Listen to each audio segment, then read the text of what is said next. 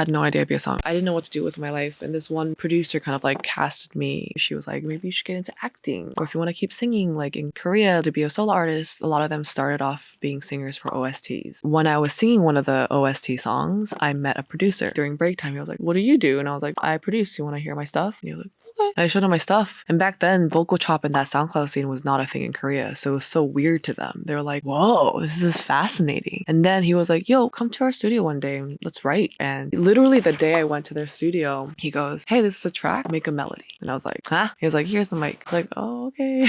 And I had like a love-hate relationship with K-pop. So it was a K-pop song. And I remember I had a fight with my ex at that day. And I just wrote about that. And it was just on accident. I was just like, okay. I just hummed a melody that I thought would fit the track. And it was like, hello, hello, hello, na, na, da, da, da. Like for fun. That day we finished it like in a couple hours. And I went home. And that night they called me. He's like, hey, our artist loves it. She's going to cut it today. I'm like, what?